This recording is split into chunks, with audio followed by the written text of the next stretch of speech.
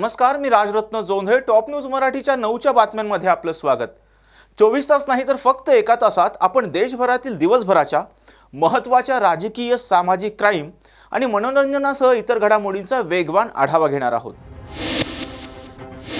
केंद्र सरकारकडून पारित करण्यात आलेल्या हिट अँड रन कायद्याला देशभरातील वाहन चालक संघटनांकडून विरोध होतोय.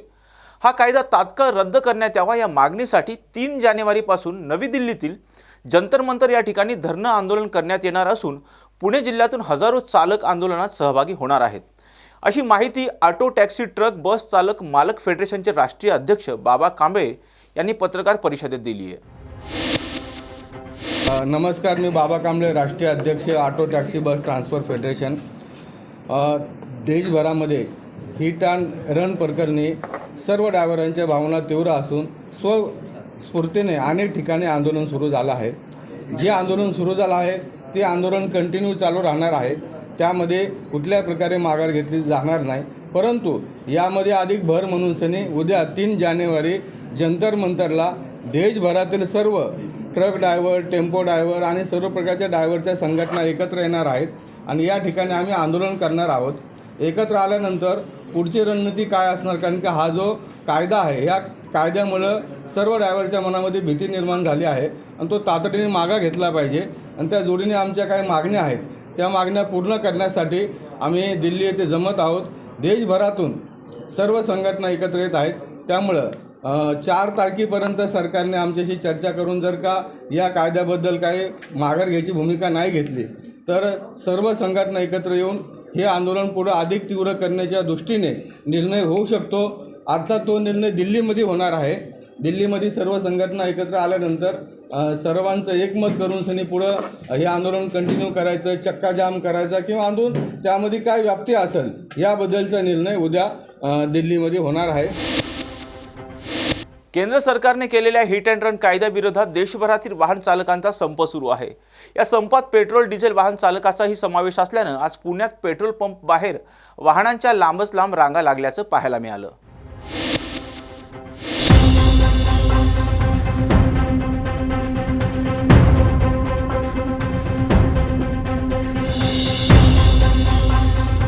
केंद्र सरकारने आणलेल्या नवीन वाहन कायद्याच्या विरोधात देशभरातील ट्रक चालक असतील, पेट्रोल आणि डिझेलचा पुरवठा करणारे टँकर चालक असतील, हे 3 दिवसाच्या संपावर आहेत. त्याचा परिणाम जो आहे तो पुण्यातील पेट्रोल पंपाला बसल्याचं या ठिकाणी पाहायला मिळतो. या ठिकाणी वाहनाच्या जे आहे पेट्रोल भरण्यासाठी लांबच लांब रांगा या ठिकाणी आपल्याला दिसून येतात. केंद्र सरकारने जो हिट अँड रन कायदा आणलेला आहे, ज्यामध्ये ह्या कायद्याअंतर्गत जो कोणी दोषी असेल त्याला 10 वर्षाची शिक्षा आणि 7 लाख रुपये दंडाची तरतूद करण्यात आलेली आहे. या कायद्याला जे आहे ड्रायव्हरनी विरोध केलेला आहे. या ठिकाणी आपल्याला पाहायला मिळतं की या ठिकाणी आपल्याला पेट्रोल मिळणार नाही या भीतीपोटी वाहन चालक पेट्रोल पंपाच्या बाहेर रांगा लावल्याचं आपल्याला या ठिकाणी पाहायला मिळतं. आपल्यासोबत काही वाहन चालक आहेत. दादा, तुम्ही का आलाय? पेट्रोल भरायला. का तुम्ही रेग्युलर पेट्रोल भरता का? रेग्युलर पेट्रोल मिळणार नाही या भीतीपोटी तुम्ही आला ना? असं काय वाटत तर नाही अजून, पण गर्दी सगळीकडेच आहे. सरकारने जो कायदा आणलेला आहे त्या कायद्यामध्ये ड्रायव्हरनी जर ॲक्सिडेंट झाला तर त्याच्यासाठी शिक्षेची तरतूद करण्यात आली आहे. 10 वर्षाची शिक्षा आणि 7 लाख रुपये दंडाची तरतूद आहे.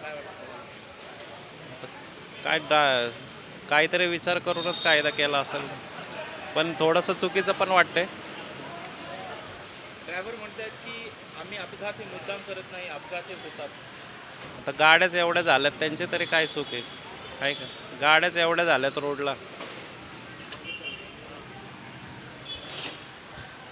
दादा, काय सांगाल? तुम्ही रेग्युलर पेट्रोल भरता का आज मुद्दाम आलात? नाही, रेग्युलरच भरतो पेट्रोल. रेग्युलर भरतो. हो. का संपामुळे वगैरे आलं? नाही, रेग्युलर भरतो.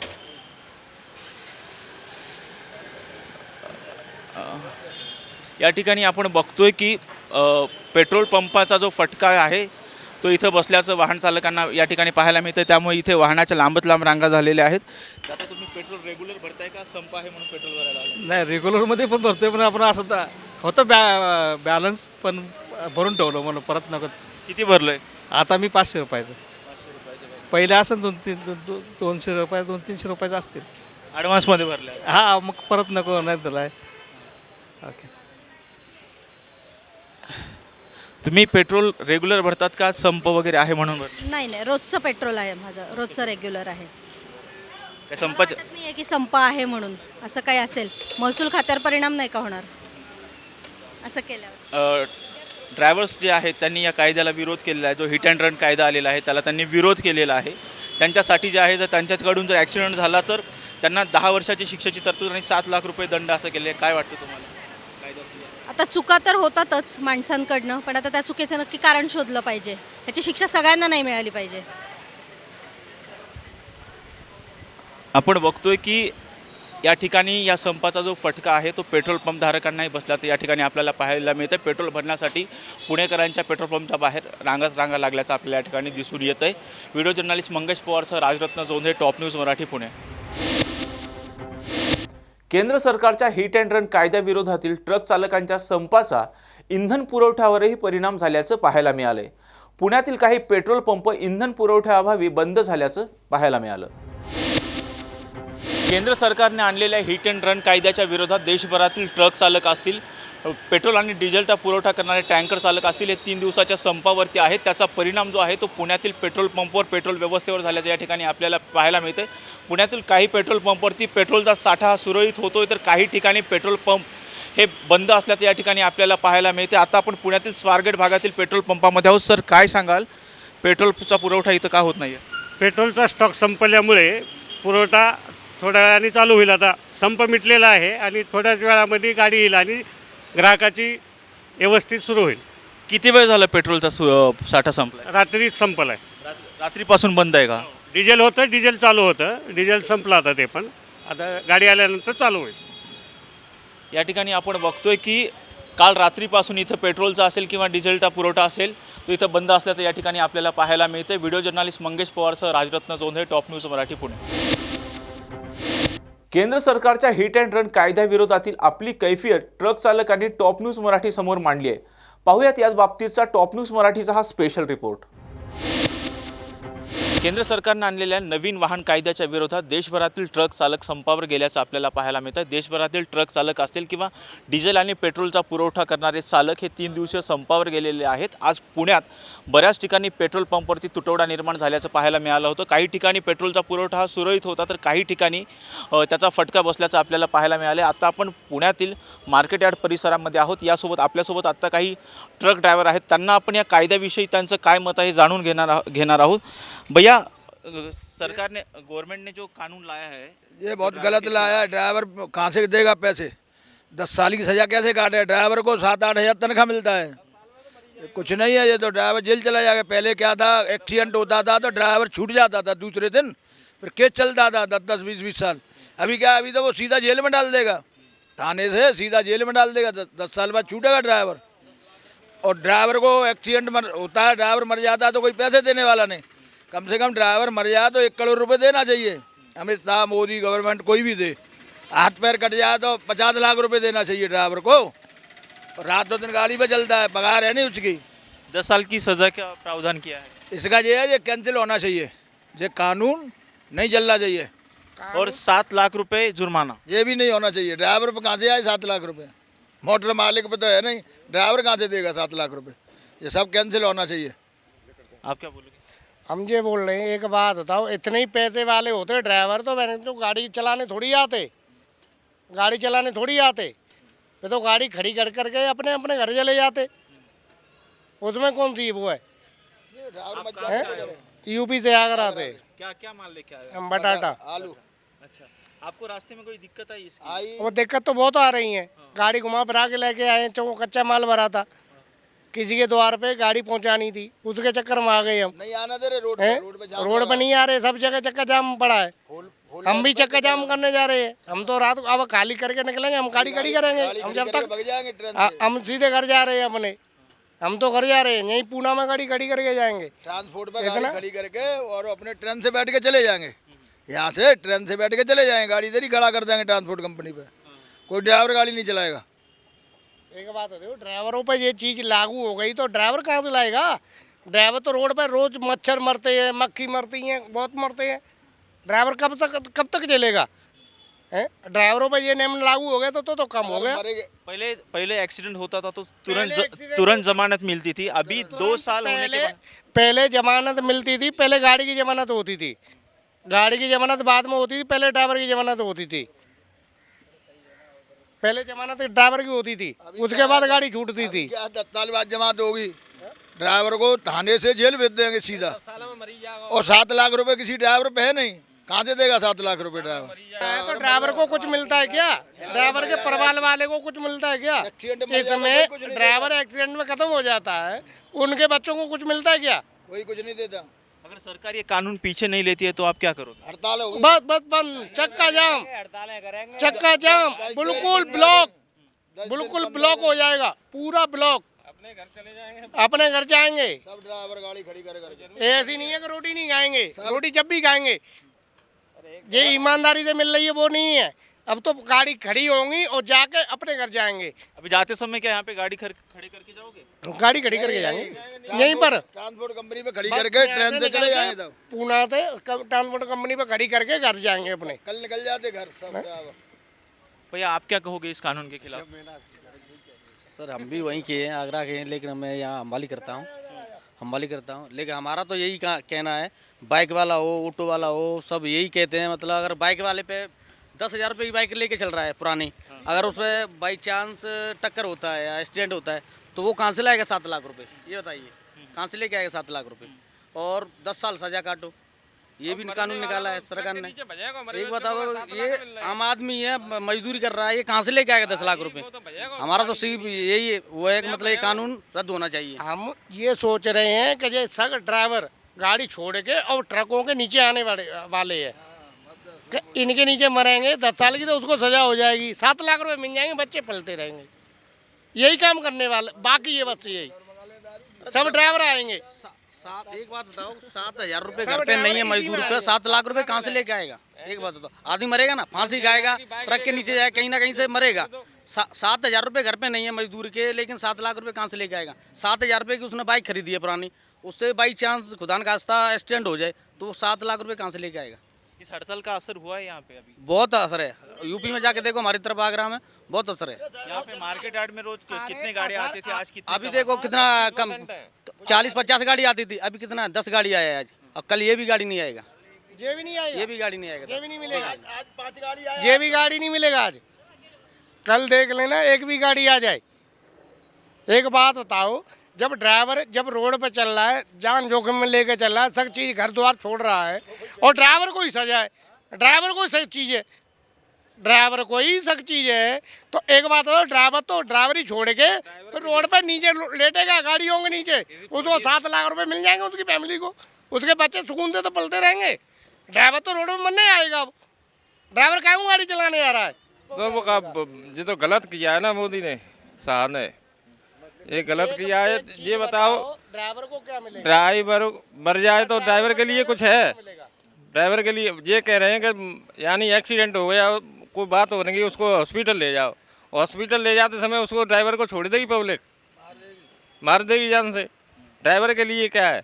रात दिन हो रहा है, इतने पैसे देगा ड्राइवर, अपने घर पर रह के खा सकता है ना 7 लाख रुपए लगा के, कोई भी धंधा कर सकता है 7 लाख रुपए में। तो रोड पर क्यों डोलेगा रात दिन driver?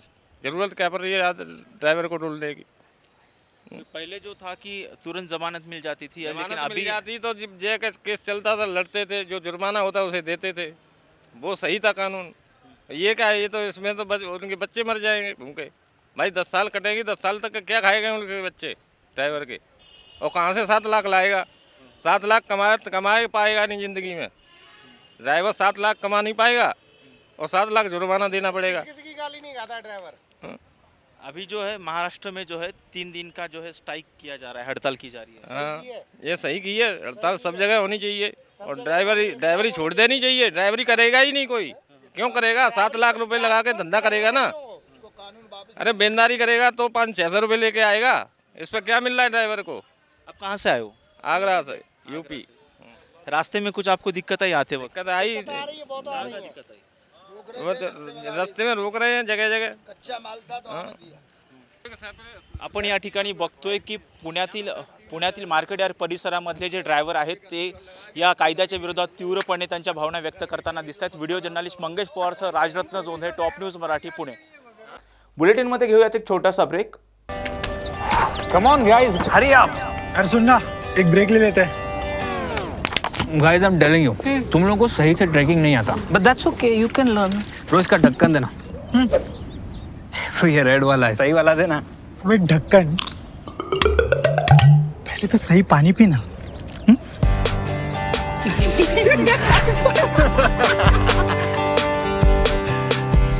Manikchand Oxyrich, proudly Indian. ब्रेकनंतर आपल्या सर्वांचं पुन्हा एकदा स्वागत. वाळुंज MIDCतील सनशाईन एंटरप्राइजेस या कंपनीला रविवारी भीषण आग लागल्याची घटना घडली होती. याच दरम्यान आता कंपनीबद्दल एक धक्कादायक माहिती समोर आली आहे. वाळूज MIDCत सनशाईन एंटरप्राइजेस या कंपनीला भीषण आग लागल्याची घटना रविवारी घडली होती. या घटनेत कंपनी जळून खाक झाली. या अपघातामध्ये 6 कामगारांचा मृत्यू झाला होता. आता ही कंपनी विदेशी असल्याचे कंपनीच्या वेबसाईटवरून भासवण्यात आले आहे. या कंपनीच्या वेबसाईटवर विदेशी व्यक्ती संचालक आणि CEO असल्याचं भासवण्यात आलं आहे. तसेच या वेबसाईटवर कंपनीबाबत आणि कंपनीच्या उत्पादनाबाबत माहिती देण्यात आली आहे. केंद्र सरकारने केलेल्या हिट अँड रन कायद्याविरोधात ट्रक चालकांचा संप सुरू आहे. या संपाचा फटका पुण्यातील मार्केट यार्डातील बाजारपेठेलाही बसल्याचं पाहायला मिळालंय.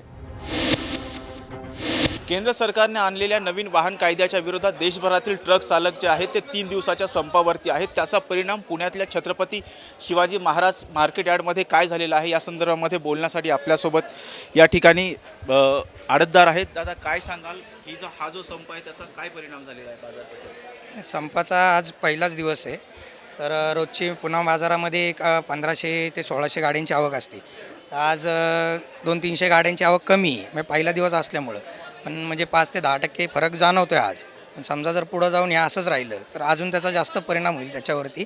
आणि या नाशवंत मालाचा व्यापार आहे हा सगळा आमचा, त्याच्यावर मोठा परिणाम होऊन नुकसान होईल. त्यामुळे आज वाहनांची आवक कमी झाल्यामुळे काही तोटा बसला आहे का? वाहनांची आवक त्यामुळं आवक तर कमी झालेली आहे बाजारामध्ये. पण जे खरेदीदार आहेत जे इथनं पुणे मार्केटमधनं घेऊन बाहेर गावी पाठवतात ना त्या लोकांना समस्या अशी निर्माण झाली आहे की या ज्या मोठ्या गाड्या असतात ज्या 10 टनाच्या 20 टनाच्या गाड्या भरतात त्या गाडी ड्रायव्हर लोक गाडीत माल घेत नाही आहेत. कारण रस्त्यामध्ये जर कुठं त्यांचं डिझेल संपलं किंवा काय झालं किंवा जर मालाचे नुकसान झाली त्यामुळे व्यापारी आज माल घ्यायला थोडंसं काचकूच करत आहेत. आजच्या ह्या एकंदरीत सगळ्या बाजारपेठेमध्ये काय परिणाम पडलेला आहे? मालाची आवकच कमी झालेली आहे आणि शेतकऱ्यांचे पण आम्हाला कंटिन्यू फोन येत आहेत की बाबा माल काढून ठेवला आहे आम्ही. पण गाडीवाला विचारतो आहे की रस्त्यामध्ये जर आम्हाला काय प्रॉब्लेम झाला मालाचे नुकसान झाली तर त्याला जबाबदार कोण? तुम्ही जबाबदारी घेताल का असं आम्हाला विचारत आहेत.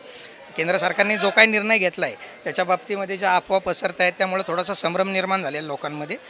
त्यांनी फक्त ते केंद्र सरकारने काय असेल ते त्याची चर्चा व्यवस्थित करून हे लवकरात लवकर हा संप मिटून टाकला पाहिजे. ड्रायव्हरची मागणी आहे की केंद्राने जो कायदा केलेला आहे की जर एखाद्याचा अपघात झाला ड्रायव्हरकडून अपघात झाला तर त्याला 10 वर्षाची शिक्षा आणि 7 लाखाचा दंड. तर त्याविषयी काय? केंद्र सरकारने जो काही निर्णय घेतला आहे तो सर्वात प्रथम म्हणजे जे त्यांचे लोकल प्रतिनिधी असतील केंद्र सरकारच्या वतीने त्यांनी या लोकांपर्यंत पोहोचवलं पाहिजे की नक्की त्यांना काय सांगायचं आहे. कारण याच्यामधनं जे अफवा पसरत आहेत किंवा त्यांचा गैरसमज होतो आहे तर त्या गैरसमजामुळे हे सगळं प्रकरण घडते. याच्यामध्ये हे मोठं नुकसान होऊ शकतं. बाजारपेठेमध्ये आज पुणे मार्केटला भरपूर मोठ्या प्रमाणात आवक असतील करोडो रुपयाची उलाढाल होते. याच्यामुळे खूप मोठं नुकसान होऊ शकतं आणि लवकरात लवकर केंद्र सरकारने याच्यामध्ये निर्णय घेऊन हे संपवलं पाहिजे. आत्ताच आम्ही ट्रक ड्रायव्हरशी चर्चा करत होतो. त्या ट्रक ड्रायव्हरचं म्हणणं होतं की आम्ही ज्या इथं माल आणलेला आहे त्या गाड्या आम्ही इथं सोडून ट्रेननी परत आमच्या परराज्यात जाणार आहोत. हां मग तेच त्यांना गाड्यांना मध्ये जर रस्त्यामध्ये गाड्यांना कसं असतं लांब पल्ल्याच्या गाड्या असतात मध्ये जर डिझेल नाही मिळालं पेट्रोल पंप बंद आहेत हे त्यांना त्यांची भीती वाटते. आणि किंवा गाडीची कुठं तोडफोड झाली कुठं आंदोलनं चालू असतील तोडफोड झाली तर त्याचं नुकसान भरपाई कोण करणार ना. म्हणून ते त्यांच्या मनात भीती येते. या ठिकाणी आपण बघतोय की ह्या आंदोलनाचा फटका जो आहे तो बाजारपेठेलाही बसल्याचं या ठिकाणी आपल्याला पाहायला मिळतं. व्हिडिओ जर्नलिस्ट मंगेश पवारसह राजरत्न चौंधे, टॉप न्यूज मराठी, पुणे. राज्यात 5 ते 8 जानेवारी दरम्यान तुरळक ठिकाणी हलक्या पावसाची शक्यता हवामान विभागाने व्यक्त केली आहे. दक्षिण पूर्व अरबी समुद्रावर असलेल्या कमी दाबाच्या क्षेत्राचे रूपांतर हे ठळक कमी दाबाच्या क्षेत्रात होण्याची शक्यता असून त्याची वाटचाल ही नॉर्थ ईस्टवर्ड होण्याची शक्यता आहे. ईस्टर्ली वाऱ्यांमुळे राज्यात विशेषतः कोकण व मध्य महाराष्ट्रात साऊथ ईस्टर्ली व साऊथ ईस्टर्ली वाऱ्यांची तीव्रता वाढेल. त्यामुळे कोकण व मध्य महाराष्ट्रात आर्द्रता असेल. यावरून राज्यातील हवामान असं असेल. गोवा व लगतच्या भागात 3 जानेवारीनंतर ड्रिझेल किंवा हलक्या पावसाची शक्यता नाकारता येत नाही. 5 ते 8 जानेवारी या काळात तुरळक ठिकाणी हलक्या पावसाची शक्यता आहे. मध्य महाराष्ट्रात 5 जानेवारीनंतर तुरळक ठिकाणी अति हलक्या ते हलक्या पावसाची शक्यता असेल. 6 ते 8 जानेवारीला हलक्या पावसाची शक्यता राहील. मराठवाडा व विदर्भात 6 जानेवारीनंतर तुरळक ठिकाणी अति हलक्या पावसाची शक्यता आहे.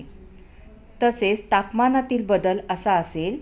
5 जानेवारीपर्यंत ढगाळ वातावरणामुळे किमान तापमानात वाढ होईल, परंतु 6 जानेवारीनंतर पावसाच्या शक्यतेसोबत किमान तापमानात घट होण्याची शक्यता आहे. हवेतील आर्द्रता व ढगाळ वातावरणामुळे कमाल तापमानात हळूहळू घट होईल, त्यामुळे दिवसा थंडी जाणवेल. पुणे व परिसरातील हवामानाचा अंदाज असा असेल. आजपासून पुढील 72 तासात आकाश मुख्यतः निरभ्र असून वेळोवेळी आकाश अंशतः ढगाळ व सकाळी धुके पडण्याची शक्यता राहील. 5 जानेवारीनंतर ढगाळ वातावरणात थोडीशी वाढ होईल व पावसाची शक्यता असेल. त्यामुळे 6 जानेवारीनंतर किमान व कमाल तापमानात घट होण्याची शक्यता आहे. 9 जानेवारीनंतर आकाश मुख्यतः निरभ्र राहील. राज्यस्तरीय अखंड हरिनाम सप्ताह कार्यक्रमात मुख्यमंत्री एकनाथ शिंदे यांनी संबोधित केले. पाहुयात एकनाथ शिंदे काय म्हणालेत. ज्या विश्वनाथ महाराज वारिंगे यांनी भावना ज्या व्यक्त केल्या की खरंच पंढरी इकडे अवतरली असं वातावरण या ठिकाणी झालेलं आहे. आणि आजच्या या कार्यक्रमाला खरं म्हणजे या पुण्यभूमीत कोकणातील सर्वात मोठ्या राज्यस्तरीय अखंड हरिनाम सप्ताहाला उपस्थित राहताना आपल्या सगळ्यांना आनंद झालेला आहे. सगळ्यांचं मन भारावून गेलंय. आणि या अशा अतिशय भव्य दिव्य अखंड हरिनाम सप्ताहाला उपस्थित अनेक साधू संत या ठिकाणी आलेले आहेत. त्यामध्ये आचार्य प्रल्हाद महाराज शास्त्री आहेत, विश्वनाथ महाराज वारिंगे तर आयोजक आहेत, चेतन महाराज म्हात्रे आहेत, दिगंबर शिवनारायणजी आहेत, विष्णुदादा मंगरुळकर आहेत, गणपत चांगो देशेकर आहेत, त्याचबरोबर गोपाल चेतनजी आहेत, शंकरजी गायकर आहेत, आपले मलंग गडचे आपले नेहमी मलंगडाच्या संदर्भात आणि म्हणून मी आपल्या सगळ्यांचं या राज्याचा मुख्यमंत्री म्हणून स्वागत करतो. मनापासून आपल्या सगळ्यांना शुभेच्छा देतो. खरं म्हणजे मंच पे बैठे हुए सभी साधु संतों का मैं महाराष्ट्र के मुख्यमंत्री होने के नाते तहे दिल से स्वागत करता हूं, आपका अभिनंदन करता हूं. देवाची या द्वारी उभा क्षण भरी तेने मुक्ती चारी साधियेला असं हरिपाठात म्हटलंय. आज मला या वातावरणामध्ये देवाच्या दारी आपण सगळे उभे राहिलोय अशा प्रकारचा भास, अशा प्रकारचं वातावरण, अशा प्रकारचं सर्व तयार झालेलं आहे. अखंड हरिनामाने भारलेल्या या वातावरणात सर्व काही विसरायला लावण्याची ताकद आहे. खरं म्हणजे मी सुरुवात केली तिथून जे चालत चालत इथपर्यंत आलो तर मी सर्वच विसरलो होतो थोडा वेळ. आणि वारकरी मंडळींबरोबर खऱ्या अर्थाने वारकरीच झालो होतो. आणि त्यामुळे मला थोडा वेळ ताण भूक सगळे भान हरपलं होतं. असं वातावरण, असा माहोल आपण तयार केला.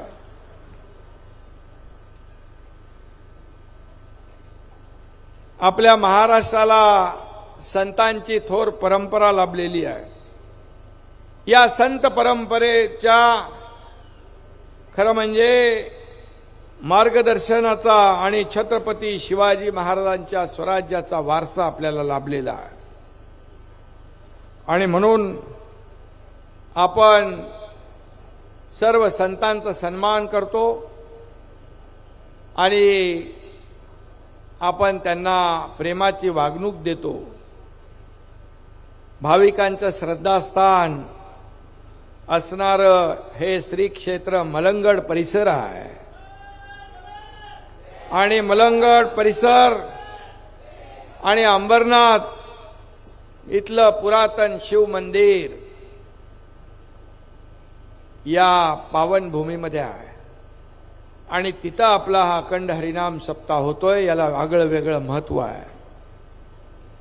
आणि म्हणून हरिनामाचा पदस्पर्श लाभलेला हा परिसर त्या स्पर्शाने आज सुवर्णमय झालाय असं म्हटलं तर वावगं ठरणार नाही. अशा या पवित्र भूमीत आजपासून राज्यस्तरीय आपल्या या अखंड हरिनाम सप्ताहाचं आयोजन झालं. आज हरिभक्तीचा जागर 8 दिवस होणार आहे वारिंगे महाराज. आणि आपल्या जिल्ह्यातल्या भाविकांना संतांचा सहवास लाभणार आहे. आणि म्हणूनच खऱ्या अर्थाने अखंड हरिनाम सप्ताह महत्वाचा आहे. संत येती घरा तोची दिवाळी दसरा अशी आपली सगळ्यांचीच मनस्थिती झालेली आहे. कारण संत इकडे आहेत, वारकरी समोर आहेत. सगळंच वातावरण अतिशय भावनामय मंगलमय झालेलं आहे. आणि आपल्या मराठी संस्कृतीचा वैभव असणारा हा वारकरी संप्रदाय हा जीवनातील सर्व जबाबदाऱ्या पार पाडून ईश्वर भक्ती शिकवतो, समाज प्रबोधन करतो. गावागावामध्ये कीर्तन प्रवचनाच्या माध्यमातून समाजाला वाईट चालीरीतीकडून सन्मार्गाकडे आणण्याचं काम करतो. त्याच्या जीवनामध्ये बदल घडवण्याचं काम करतो. त्याच्या आयुष्यामध्ये सुखाचे, समाधानाचे, आनंदाचे दिवस आणण्याचा प्रयत्न करतो. आणि म्हणून कीर्तनकाराचं फार मोठं महत्व आपल्या या महाराष्ट्रात आहे. आणि मुख्यमंत्री म्हणून माझ्या मनात देखील आहे.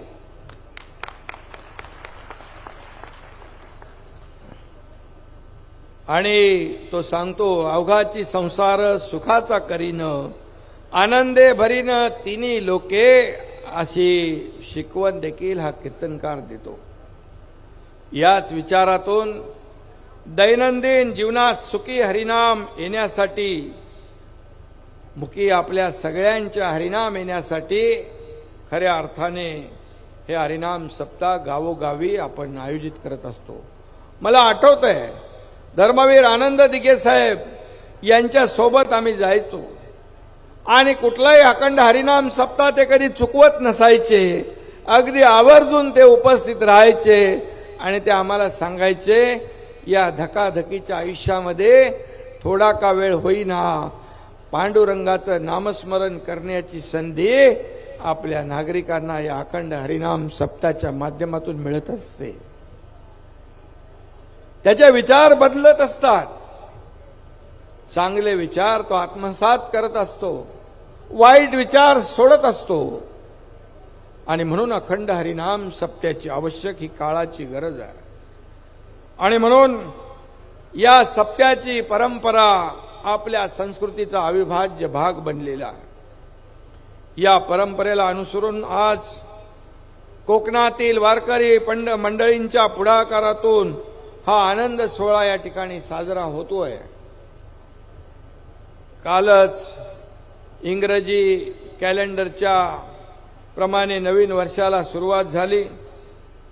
वर्षाच्या पहिल्या दिवशी नवीन वर्ष चांगलं जावो, सुखाचं जावो, समृद्धीचं जावो, आनंदाचं जावो, आरोग्यदायी जावो अशा शुभेच्छा मी कालच आपल्या महाराष्ट्रातल्या सगळ्या आपल्या जनतेला दिल्या. पण आणि म्हणून मी आपल्याला एवढंच सांगतो की आम्ही जरी समाजकारण राजकारण करत असलो, कोणी आमदार, कोणी खासदार, कोणी मंत्री, कोणी मुख्यमंत्री असला तरी सुद्धा राजकीय अधिष्ठानापेक्षा आध्यात्मिक अधिष्ठान जे आहे ते सर्वात वरती आहे. ही भावना आमच्या मनामध्ये आहे. कारण संत महात्म्यांच्या आशीर्वादाने, त्यांच्या प्रेरणेने आपल्यासारखे छोटे छोटे कार्यकर्ते देशासाठी, राज्यासाठी काही ना काही आपण देणं लागतो या भावनेने आपण काम करत असतो. मी नेहमी सांगतो, मला काय मिळालं यापेक्षा मी समाजाला काय देणार आहे, मी माझ्या देशाला काय देणार आहे, हा विचार प्रत्येकाने मनामध्ये आपण ठेवला पाहिजे. आणि म्हणून आज संतांनी केलेल्या प्रबोधनामुळे श्रद्धा आणि अंधश्रद्धा यांचं तारतम्य महाराष्ट्र नेहमीच बाळगत आहे. आणि म्हणून आज आपण पाहतोय की आपल्या महाराष्ट्रामध्ये तरुण वर्गाचा डोळस सहभाग आशादायी वाटतो. नितीन कुठे आहे? छोट्या कागद होते नितीन राठोडकडे. देव, देश आणि धर्म जपणारी पिढी आपण तयार करत आहोत याची खात्री या प्रतिसादातून मिळते आहे. नवीन वर्षाच्या पहिल्याच महिन्यात म्हणजे 22 जानेवारीला इतिहासात सुवर्ण अक्षराने नोंद व्हावी अशी घटना घडती आहे. अयोध्येत प्रभू श्रीरामाचं मंदिर होतंय. जय श्रीराम, जय जय श्रीराम. प्रभु रामचंद्र की, पवन सुत हनुमान की. आणि म्हणून आज आपल्याला एवढंच सांगतो, देशाचे लोकप्रिय प्रधानमंत्री माझा इतिहास काढण्यापेक्षा स्वतःच्या भविष्याकडे लक्ष द्या अशी टीका राज्य महिला आयोगाच्या अध्यक्षा रुपाली चाकणकर यांनी विरोधी पक्षांवर केली आहे. गेली 2 वर्षापासून राज्य महिला आयोगाचे अध्यक्ष या नात्याने काम करत असताना सातत्याने आम्ही ह्युमन ट्रॅफिकिंगचा विषय असेल, मिसिंग केसेस असतील आणि महिला अत्याचाराच्या केसेस असेल याबाबत सर्वे करत असतो. हरवलेल्या व्यक्तींचा विभाग यांच्याकडून दर महिन्याला त्याचा आढावा घेत असतो आणि त्याच्यासाठीच्या उपाययोजना अवलंबन करत असतो. यामध्ये ऑपरेशन मुस्कान हे राज्य महिला आयोगाने सातत्याने पाठपुरावा करून सुरू केलेलं ऑपरेशनमध्ये पोलिसांनी चांगल्या पद्धतीचा प्रतिसाद दिला आणि यामध्ये मिसिंग केसेस ज्या आहेत त्या सापडण्यासाठी मोठ्या प्रमाणात आपल्याला चांगल्या पद्धतीचा प्रतिसाद मिळालेला आहे. या सगळ्या घटना जर पाहिला तर एनसीआरबीचा अहवाल येण्यापूर्वी राज्य महिला आयोगाच्या वतीनं संपूर्ण जिल्ह्याची आकडेवारी एकत्रित करत राज्यातून मिसिंग होणाऱ्या महिला आणि त्यांचा शोध तपास करत असताना त्या काही यंत्रणेमध्ये आपल्याला त्रुटी आढळत असत तर त्यामध्ये दुरुस्त करून काय करता येईल याच्यासाठी प्रभावी अंमलबजावणी केली. यामध्ये आम्ही आता मिशन ई सुरक्षा असेल, सायबर सुरक्षा असेल, अतिशय चांगल्या पद्धतीचे हे उपक्रम संपूर्ण राज्यभरात राबवलेत. अधिवेशनाच्या काळामध्ये प्रथमच राज्य महिला आयोगाच्या वतीनं अधिवेशनामध्ये विधिमंडळामध्ये नागपूरला मिशन ई सुरक्षा हे लोकप्रतिनिधींसाठी राबवलेला उपक्रम होता आणि तोच आता आम्ही राज्यभरात घेऊन जातोय. नागपूरमध्ये उपक्रम राबवल्यानंतर आता मुंबईमध्ये घेतोय, ठाण्यामध्ये घेतोय, ज्याच्या माध्यमातून कॉलेजवयीन तरुणींपर्यंत पोहोचता येईल, यंग जनरेशनपर्यंत पोहोचता येईल आणि खऱ्या अर्थानं ही सायबरची ओळख त्यांना करून देता येईल. त्याच्यामुळे मला असं वाटतं की आकडेवारी येत असताना निश्चितपणे त्याची चाचपणी झालीच पाहिजे, पण ही आकडेवारी येत असताना त्याच्यावरती उपाययोजना करणं ही फार गरजेचं आहे आणि त्याच्यासाठी राज्य महिला आयोग हे सातत्याने पाठपुरावा करतो. महिला धोरण आतापर्यंत येणं खरंतर अपेक्षित होतं, कारण 2013-14 शेवट चाललं होतं. यंदा असं कळतं की ट्रान्सजेंडर यांना त्यामधून वगळण्यात आलं. त्यांच्यासाठी बहुजन विकास हा पूर्ण एक वेगळा विभाग असेल जो त्या ठिकाणी कार्यरत असणार आहे. पण हिवाळी अधिवेशन संपलं, 10 वर्ष झाले, आता कोविड पण संपला, महिला धोरण येणं अपेक्षित आहे. निवडणुकांच्या पूर्वी म्हणजे केंद्राने 33% आरक्षण दिलं, पण आपण एक न्यू पॉलिसी म्हणून राज्याने पुढे आलं पाहिजे याचा पाठपुरावा करतो. याच्यामध्ये महिला धोरण आता येतच आहे. याच्यामधील महिला धोरणामध्ये काय काय असेल हे आदरणीय दादा सातत्याने त्यांच्या भाषणामध्येही सांगतात आणि आपल्याशी चर्चा करताना सांगत असतात. या महिला धोरणामध्ये सर्वाधिक प्राधान्यक्रमाने महिलांच्या मातृत्वाला देखील सन्मान दिलेला आहे. ट्रान्सजेंडरचा विषय राहिला त्याच्यासाठी आम्ही राज्य महिला आयोगाच्या वतीनं पाठपुरावा करतो आणि मला महाराष्ट्राला सांगायला निश्चितपणाने आनंद वाटेल की गेले 2 वर्षापासून राज्य महिला आयोगाच्या वतीनं आम्ही पाठपुरावा करत होतो की ट्रान्सजेंडरसाठी आरोग्य सुविधा देत असताना एक स्वतंत्र विभाग असावा आणि म्हणून ससून हॉस्पिटल पुणे इथे येत्या 5 तारखेला आदरणीय दादांच्या उपस्थितीमध्ये ससून हॉस्पिटलमध्ये ट्रान्सजेंडरसाठीचं असलेल्या स्वतंत्र विभागाचं उद्घाटन होते. माझ्यासाठी ही अतिशय समाधानाची गोष्ट आहे. आयोगाने पाठपुरावा करत असताना त्यांच्यासाठी असणाऱ्या सर्व ऑपरेशनच्या मशिनरीपासूनच्या सुविधा असतील, मेडिकल्स असतील आणि त्याच्या सुविधा देण्यासाठीचा प्रयत्न या माध्यमातून झाले आणि ट्रान्सजेंडरला एक सन्मान देत असताना आम्ही तुमच्यासोबत आहोत सांगण्याचा प्रयत्न, एक सन्मानाची भूमिका या माध्यमातून देते. त्यांचे प्रश्न अनेक आहे याची कल्पना आम्हाला आहे, पण क्रमाक्रमाने हे प्रश्न सोडवण्यासाठी आम्ही पुढाकार घेऊ. तुम्ही काल सुप्रिया सुळे आणि अमोल कोल्हे यांच्यावरती टीका करताना बोललात की अजितदादा पवार यांचं सहकार्य होतं म्हणून हे 2 नेते जे आहेत ते खासदार झालेले आहेत, परंतु तुमच्या विरोधी पक्षाकडनं तुमचाच इतिहास काढला जातो की 2012च्या पुणे महानगरपालिकेच्या निवडणुकीत तुम्हाला मनसेच्या उमेदवारांसमोर अर्धी मतं मिळालेली होती, त्यामुळे तुम्हाला गेल्या 10 वर्षात तुमच्या पक्षाने का मोठं केलं? मी त्यावेळेस नवीन होते 2012च्या दरम्यान आणि मी निवडणुकीला उभी राहिल्यानंतर त्या इतिहास ज्यांनी काढलाय त्यांनी अजून थोडं पाठीमागे जाऊन अजून इतिहास काढावा. मी ज्यावेळेस निवडणुकीला उभी राहिली त्यावेळेस राष्ट्रवादी काँग्रेस पक्षाचेच विद्यमान 2 नगरसेवक अपक्ष म्हणून उभे राहिले होते आणि ती मतं होती ती माझी वैयक्तिक मतं होती. पक्षाची मतं विभागली गेलेली होती आणि माझा इतिहास काढून कोणाचं भविष्य बदलणारं नाहीये. त्याच्यामुळे माझ्या इतिहासाच्या खोल्यात जाण्याचा फार कोणी प्रयत्न करायची गरजही नाहीये. माझ्या इतिहासामुळे त्यांचे मताधिक्य वाढणारही नाहीयेत. त्याच्यामुळे ज्यांनी कोणी इतिहास काढायचा प्रयत्न करतात किंवा जे त्यांच्या चेहऱ्यांना इतिहास काढायला सांगतात त्यांना माझी एक मनापासून विनंती आहे, एक मतदार म्हणूनही विनंती आहे की त्यांनी आपल्या लोकांमध्ये जाऊन कसं काम करता येईल, ते आपल्या भविष्याचा विचार करावा, माझ्या भूतकाळाचा विचार करायची गरज नाही. त्याच करता दौंडची आमदारकी देखील तुम्ही लढवलेली नाही, कारण की दादांनी 2 वर्षांपूर्वीच बोलून दाखवलेलं की सुप्रिया सुळे यांना दौंडमधून लोकसभेकरता जे मतदान आहे ते कमी झालेलं होतं, त्यामुळे तुम्ही दौंडची हा विषय नाही, कोणी काहीतरी संदर्भ लागत नाही या कुठल्या विषयाचा. दौंडचा विषय नाही, संदर्भ नाही, काहीतरी प्रश्न चुकतात ते तुम्हाला माहिती मिळताना थेट आव्हान दिलं तुम्हाला, नगरसेवकपदी तरी निवडून या असे थेट आव्हान दिलंय. पण आपण पाहिलं आपल्याकडे सन्माननीय मनमोहन सिंग साहेब सुद्धा कधी निवडून आलेले नाहीये, पण ते त्या पदापर्यंत पोहोचले. निवडणुकीवरून कोणाचं कर्तृत्व पात्रत्व ठरत नाही आणि कोणताही राजकीय वारसा मला नसताना मी राज्य महिला आयोगाचे अध्यक्ष या पदापर्यंत आले.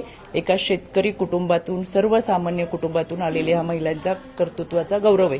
त्याच्यामुळे अशा टीका टिप्पणी करून त्यांचं खच्चीकरण किंवा स्वतःच्या मनाचं समाधान करून जर कोणी घेत असेल तर त्यांना लखलाभ असो. यामध्ये काही मी कशी आले, मी कशी गेले, माझं काय, जर माझ्यामध्ये काहीतरी कर्तृत्व होतं, संघटना बांधणी होती म्हणून आम्ही इथपर्यंत आलो. माझ्याबरोबरच्या बाकीच्या काही महिला अजून तिकडच्या ज्या काही बोलतात त्या अजून त्या पदावरती पण नाहीत किंवा त्यांना अजून पदही मिळालेली नाही. त्यांनी ते असू शकतात.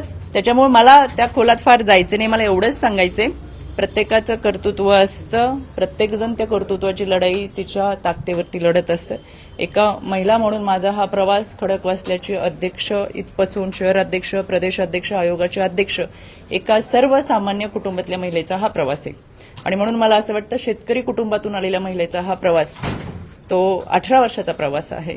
मी पूर्वी बचत गटांचं काम केलेलं आहे आणि त्यानंतर राजकारणात आलेली आहे. त्याच्यामुळे माझे पती आमदार आहेत, माझे पती खासदार आहेत, माझ्या घरामध्ये कोणी आमदार खासदारकी आहेत, वडिलांची आहे, भावाची आहे, म्हणून मी या खुर्चीवर बसले.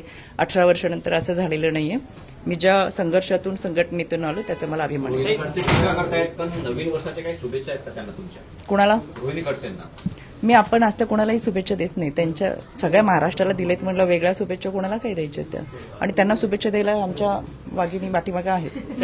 महिलांचा मेळावा, तुम्ही राज्यस्तरीय मेळावा तुमचा होणार आहे, नक्की त्या मेळाव्यामध्ये काय असणार आहे महिलांसाठी आणि पक्षाचं महिला धोरण आणि महिला संघटन यापुढे कसं वाढवणार? आदरणीय दादांनी जो निर्णय घेतला त्या दादांच्या पहिल्या दिवसाच्या निर्णयापासून महाराष्ट्रातल्या बहुसंख्य महिला दादांसोबत आल्या आणि याचा आम्हाला अभिमान वाटतो की दादांनी पहिल्या दिवसापासून जे निर्णय घेत गेले, मग त्यामध्ये आदितीताईंनी जो निर्णय घेतला त्याच्यामध्ये दादांचा सहभाग, लेक लाडकी योजना असेल आमच्या महिलांसाठी DPDCमध्ये एकतरी महिला सदस्य असावी अशी आम्ही मागणी बैठकीमध्ये केली. दादांनी ती तात्काळ मान्य केली. आज आपण पाहतो छत्रपती संभाजीनगर असेल, नाशिक असेल, अशा अनेक भागांमध्ये आज आमच्या महिला या निर्णय प्रक्रियेमध्ये येतात. DPDCच्या सदस्यपदी जरी त्यांची निवड झाली तर त्या निर्णय प्रक्रियेमध्ये येत असताना खऱ्या अर्थानं त्यांच्या विचारांना एक व्यासपीठ निर्माण करून देण्याचा प्रयत्न या माध्यमातून झालेला आहे. काही जणांनी त्या गाड्यांवरून आणखी विषय काढले. मला त्यांना आवर्जून सांगायचं की त्या आम्ही महिला भगिनींनी दादांकडे मागणी केली होती की ग्रामीण भाग असेल, मग तो अकोला असेल, नगर असेल, अमरावती असेल, अशा ग्रामीण भागामध्ये महिलांना लांबचा प्रवास करावा लागतो, संघटना बांधावी लागते, गोरगरिबांचे प्रश्न सोडवावे लागतात आणि या सगळ्यांसाठी काम करत असताना त्यांचा तो प्रवास चांगल्या पद्धतीचा व्हावा म्हणून आम्ही महिला भगिनींनी दादांकडे मागणी केली की दादा, या महिला भगिनी ग्रामीण भागात फिरतात, आदिवासी वस्त्यांवरती फिरतात, तर त्यांच्यासाठी काही नियोजन करावं आणि म्हणून दादांनी ही व्यवस्था आमच्या महिला भगिनींसाठी केली. पण काहींना तेही सहन होत नाही आणि कार्यकर्त्या किंवा पदाधिकाऱ्यांना गाडी दिली हा काही पहिली वेळ नाही, याच्यापूर्वी अनेकांनी गाड्या वापरलेल्या आहेत. त्याच्यामुळे ह्या ज्या विषयांचं सातत्याने दादांवरती बोलणं आणि टीका करणं हे काही जणांचं आता भांडवल झालेलं आहे की दादांवरती बोलायचं आणि मोठं व्हायचं का, दादांवरती बोलायचं आणि मोठं व्हायचं. तर त्यांनी हे असे सगळे कामं बंद करावीत. दादांचं काम करतात, रोखठोक दादा महाराष्ट्राला माहीत आहेत. कुणी कितीही टीका टिप्पणी केली तर त्याचा फरक जनमानसावर पडणार नाही. विकासाचा वादा घेऊन चालत असताना महाराष्ट्राचा विकास ज्या पद्धतीने होणार आहे ते दादा काम करतात आणि महाराष्ट्राची जनता दादांसोबत. तुम्ही ज्या अंजली दमानी यांवरती टीका करतायत त्याच अंजली दमानी यांनी भुजबळांवरती सुद्धा त्या फर्नांडिस कुटुंबाच्या संदर्भात मला वाटतं त्याच्याबद्दल होते साहेबांनी व्यवस्थित स्पष्टीकरण दिले. मला त्या विषयात जायचं नाही. कर्जतच्या अधिवेशनात दादांनी दम भरला होता सर्व सेलच्या प्रमुखांना की नियुक्त्या प्रत्येक जिल्ह्यात प्रत्येक 354 तालुक्यात कराव्यात. मात्र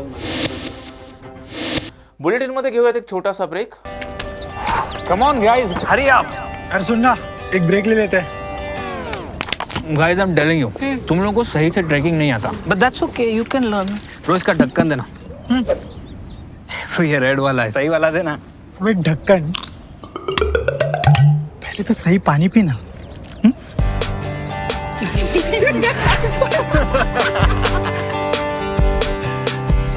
Manikchand Oxyrich, proudly Indian. ब्रेकनंतर आपल्या सर्वांचं पुन्हा एकदा स्वागत. आज मंत्री शंभूराजे देसाई यांनी पत्रकार परिषद घेत विविध मुद्द्यांवर भाष्य केले. पाहूयात शंभूराजे देसाई काय म्हणालेत. मंत्रिमंडळाची बैठक झाली की लगेच उपसमितीची बैठक होत असते. आजही उपसमितीची बैठक तर आहेच, परंतु माननीय मुख्यमंत्री एकनाथजी शिंदे साहेबांनी स्वतः मराठा आरक्षण उपसमितीच्या कामासंदर्भातली बैठक त्यांच्या स्वतःच्या अध्यक्षतेखाली दुपारी 4 वाजता आयोजित केलेली आहे. या बैठकीबाबतीत कालच मी स्वतः माननीय मनोज पाटील जरांगे साहेबांना या बैठकीसाठी त्यांनी उपस्थित राहावं असं मंत्रिमंडळ उपसमितीचा सदस्य या नात्यानं विनंती केलेली आहे. तसं माझं पत्र मी कालच आमच्या प्रतिनिधीमार्फत स्वतः माननीय जरांगे पाटील साहेबांकडे दिलेलं आहे. मी काल त्यांच्याशी दूरध्वनीवरनं देखील संपर्क साधला आणि त्यांना विनंती केली की माननीय मुख्यमंत्री खूप सकारात्मक आहेत, हे सरकारही सकारात्मक आहे. 80-85% मराठा आरक्षणाचा विषय आपण सोडवलेला आहे आणि ज्या काही कायदेशीर बाबी, कॉन्क्रीट बाबी आपल्याला पूर्ण करायच्या आहेत त्याच्यासाठी सतत बैठका स्वतः माननीय मुख्यमंत्री महोदय घेत आहेत. तर या बैठकीमध्ये आपण स्वतः उपस्थित राहावं. आपलं जे मत आहे, आपल्याला जे काय म्हणायचं आहे की समजा क्युरेटिव्ह पिटिशन जी 24 तारखेला बोर्डावरती आहे माननीय सुप्रीम कोर्टाच्या, तिथं काय मुद्दे मांडावेत जे आमच्या क्युरेटिव्ह पिटिशनमध्ये आहेत, पण तरी सुद्धा ते कशा पद्धतीनं मांडावेत या बाबतीत किंवा इतर सगळ्याच बाबतीत मराठा आरक्षणच्या माननीय जरांगे पाटील साहेबांचं जे काय मत असेल ते स्वतः येऊन बैठकीमध्ये सहभाग घेऊन त्यांनी व्यक्त करावं अशी मी त्यांना विनंती केलेली आहे. काल मला ते म्हटले होते की मी प्रयत्न करतो येण्याचा, परंतु अजून तरी त्यांच्याकडून काही तसा निरोप आलेला नाही. आम्ही पर्यायी व्यवस्था ऑनलाईन व्हीसीवरती सुद्धा त्यांना जॉईन होता येईल अशी सुद्धा पर्यायी व्यवस्था करून ठेवलेली आहे. सरकार एक एक पाऊल पुढे टाकतंय, सकारात्मकपणे टाकतंय. तर जरांगे पाटील साहेबांनी सुद्धा त्याला सकारात्मक प्रतिसाद द्यावा एवढंच सरकारच्या वतीनं त्यांना विनंती आहे. सर, आणखी एक अशी माहिती समोर आहे की तिसरा अहवाल जो कुणबी मराठा दाखल्यांसंदर्भात लवकरच येणार आहे, त्या अनुषंगानं कार्यकक्षा समितीच्या आणि कार्यादेश देण्यात आलेले नाही सरकारच्या वतीने, देण्यात आलेले नाही. त्यामुळे जवळपास 1-1.5 आठवड्यांपासून समितीचं काम ठप्प आहे. कुठल्या समितीचं? शिंदेच्या समितीचं. आपण पाहिलं असेल, रिटायर्ड जस्टिस शिंदे साहेबांच्या अध्यक्षतेखाली जी समिती आहे त्यांचे दौरे सुरू आहेत. तिथं काम कुठेही थांबलेलं नाही.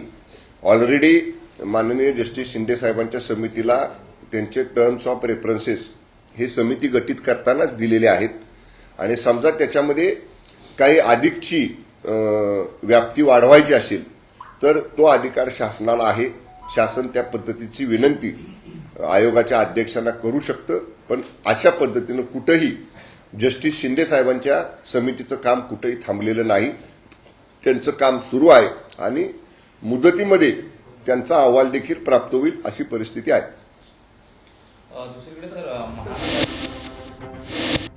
लोकसभा निवडणुकीसंदर्भात भाजपानं आज आढावा बैठक घेतली. या बैठकीनंतर भाजपाचे आमदार आशिष शेलार यांनी प्रसार माध्यमांशी संवाद साधलाय. पाहूयात आशिष शेलार नेमकं काय म्हणालेत. माननीय गृहमंत्री अमित शाह साहेब, माननीय रक्षा मंत्री राजनाथ सिंग साहेब,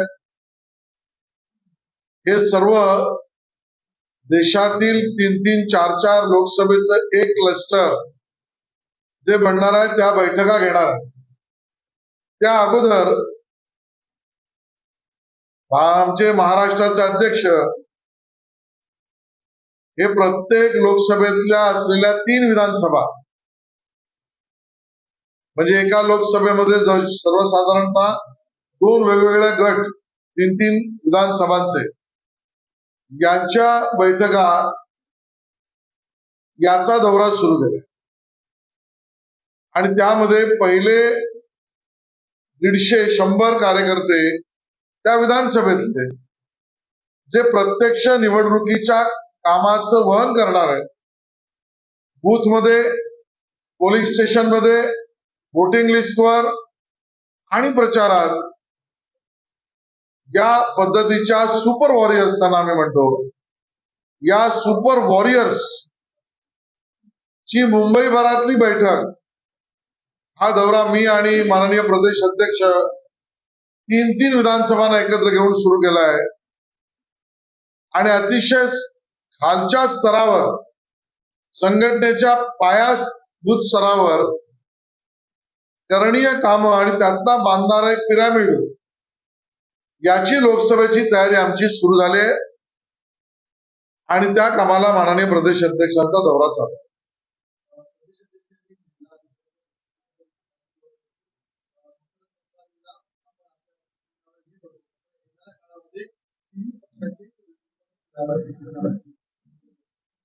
मला वाटतं त्यावर मी आज भाष्य करणार नाही, उद्या प्रदेश अध्यक्ष त्यावर बोलतील.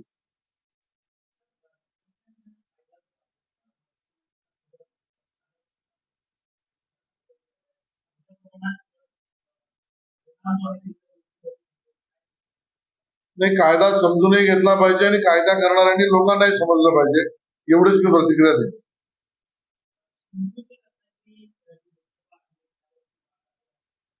कोणाचा वाद? हा,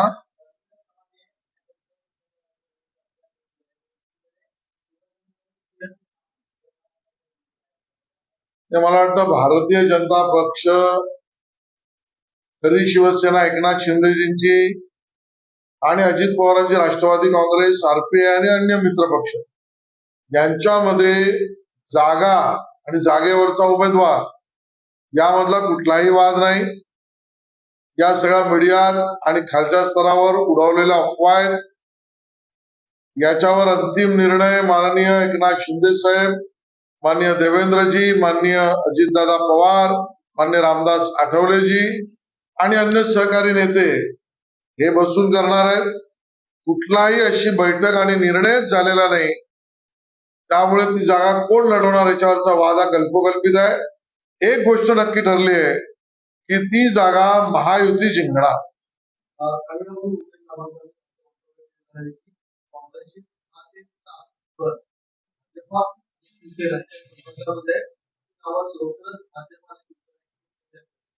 उदय सामंत उद्योग मंत्री आहेत आणि महाराष्ट्रात अशा उद्योगांना बळ देण्याची ताकद त्यांच्याकडे आहे आणि त्यामुळे त्यांनी सांगितलेल्या गोष्टीवर मी नवीन उद्योग करणार नाही.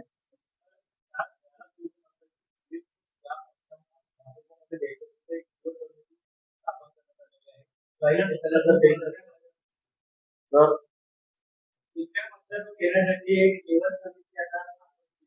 होय मग कोणाचं करायचं सगळ्या गोष्टी सार्वजनिक नाही सांगू शकत आम्ही. निवड समितीला निवडण्याचं काम करू द्या. पण एक नक्की आहे की समोर लोकसभेच्या निवडणुकीच्या प्रचाराच्या वेळेला शोले तरी बरा होता. आधे इधर आधे उधर आधे मेरे पीछे बच्चे हुए मेरे पीछे. या वेळेला तर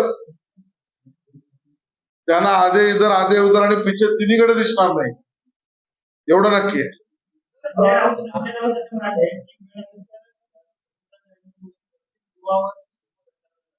जातील ना, अडचण काय. संजय राऊत यांनी दिवसा ढवळ्या घेऊ नये काय ते मी तुम्हाला सांगितलं. एवढीच आम्हाला त्यांना सूचना आहे. आणि त्यामुळे जोपर्यंत ते गांजा चिली में शस्त्र सोडणार नाही तोपर्यंत त्यांच्या म्हणणार कोणाचा विश्वास होणार नाही. मोदीजी आमचे नेते आहेत. मोदीजी देशभर प्रचार करतात. त्यांच्याकडे तोंड नाही, नेता नाही, कार्यक्रम नाही. ही पोटातली मळमळ आहे संजय राऊतांची. आणि त्या मळमळीवर जालीम उपाय आहे. तो हवा असेल तर त्यांनी मला फोन करा.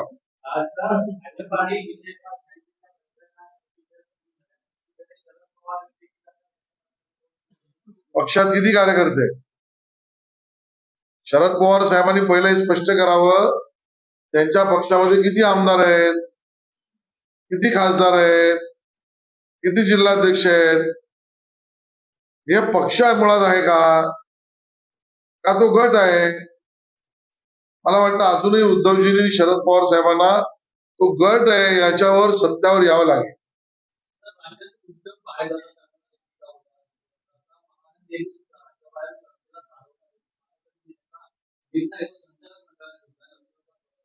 सगळ्या गोष्टी यात हदांत खोट्या आहेत. महाराष्ट्राबाहेर एकही उद्योग गेला नाही. उलट महाराष्ट्र आजही देशात नंबर अव्वल 1 उद्योगधंदे आणि गुंतवणूक याच्यात आलेला आहे. महाराष्ट्रात जे उद्योगधंदे येतात त्यांच्या विरोधात आंदोलन करण्याचं काम उभाटा करते. इथल्या रिफायनरीच्या विरोधात आंदोलन उभाटा. इथे येणाऱ्या अन्य प्रोजेक्ट कोकणातले त्याच्या विरुद्ध आंदोलन उभाटा. इथे कुठलाही नवीन प्रोजेक्ट आला की त्याच्यावर विरोध करायचं काम उभाटा.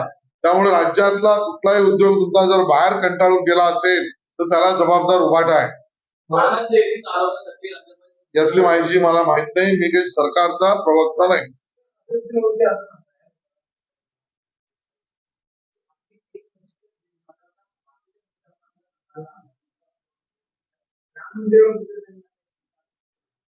ते कोण टीका करणार आहे? राम मंदिर भव्य बनलंय. ते श्रद्धेचं स्थान आहे. मुंबईत आणि पूर्ण देशात अक्षत वाटप कार्यक्रम सुरू झालाय. जे 22 तारखेला निमंत्रित आहे त्यांना निमंत्रण मिळत आहे. जे कोपऱ्यात बसलेत त्यांना निमंत्रण मिळत नाहीये. आणि त्यामुळे या सगळ्यांना आनंदोत्सव जनता करते. मला वाटतं कुठल्याही भावना भडकवायचं काम कोणीच करू नये. ओवेसींचा जुना धंदा आहे त्याने तो बंद करा. अरे देतोय कोण? आवश्यकतेला देतोय कोण? त्यामुळे अंगूर खट्टेवाला धंदा संजय राऊतांनी करू नये. संजय राऊत यांना अंगूर खट्टेचा धंदा बंद करावा. तुमचा राम मंदिराच्या उभारणीशी संबंध नाही. राऊत उद्धवजी कधी त्या आंदोलनात नव्हते. उद्धवजी आणि संजय राऊत यांनी याच्यावर टीका केली आहे. आणि मी पुन्हा म्हणेन ज्या कोठारी बंधूंनी रामसेवकांनी कारसेवकांनी स्वतःचं बलिदान दिलं त्यांचा खून मुलायम सिंगच्या समाजवादी पक्षाने केला. त्या समाजवादी पक्षातल्या मुलायम सिंगाशी हात मिळवणी उद्धवजी आणि संजय राऊत यांची आहे. त्यामुळे रामभक्त कारसेवक कोठारी बंधूंच्या खुनाच्या रक्ताने ज्या समाजवादी पक्षाचे हात रंगले त्याच्याशी हात मिळवणी केली आहे उद्धवजींनी. आणि त्यामुळे उद्धवजींच्या हातालाही राम भक्तांच्या कारसेवकांच्या खुनाचं रक्त लागलंय. नाही त्या भानगडीत संजय राऊत पडू नका.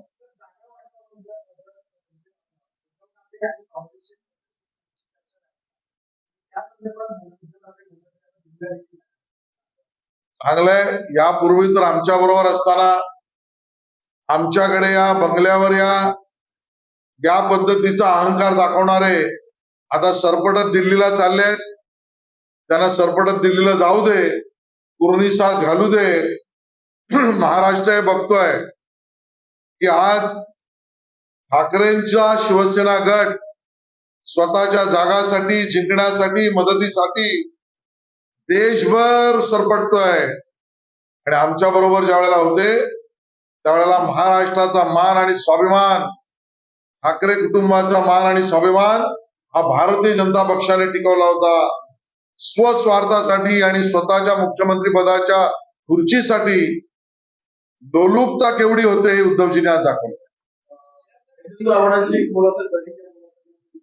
आजच्या 9च्या बातम्यांमध्ये इथेच थांबण्याची वेळ झाली. पाहत राहा टॉप न्यूज मराठी, आपला महाराष्ट्र, आपली बातमी.